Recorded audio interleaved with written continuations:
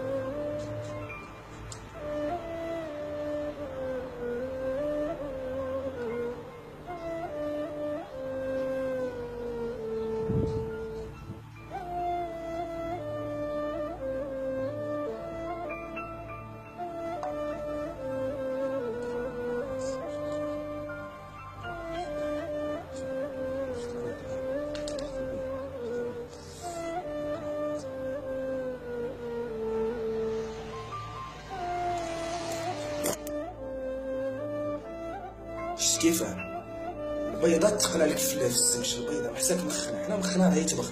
شفت كاش نهار راك تمشى دير هكا يطيح مخك هنا، مخك يطيح تاكلو والله غير بزاف. طلبة اليوم يخرجوا في المظاهرات وما همش يكسروا ولا حاجة، حنا باغيين لا مظاهرات سلمية، غير يبدلوا لنا التوقيت تاع الاختبارات، هذا ما كان. الله يخليكم غير يبدلوا لنا التوقيت تاع الاختبارات. الناس علاش تاع 3 كيلو من اول البلاد الثالثة ليها راهي تقرب بلايص على رجليها. ايوا هادو ما خممتوش عليهم، كاع كاين الناس اللي راهم حدا ديارهم، هادو ما خممتوش عليهم. شوفوا لنا شويه وشو عاد النظر، الله يخليكم عاودوا لنا النظر في هذه القضيه. وراني درت لكم واش بغيتو كاع التلاميذ، والله يلاه وبارطاجوا الفيديو باش يوصل كاع السلطات. الله يخليكم بارطاجوا الفيديو سيدي، الله يلاه تحياتنا.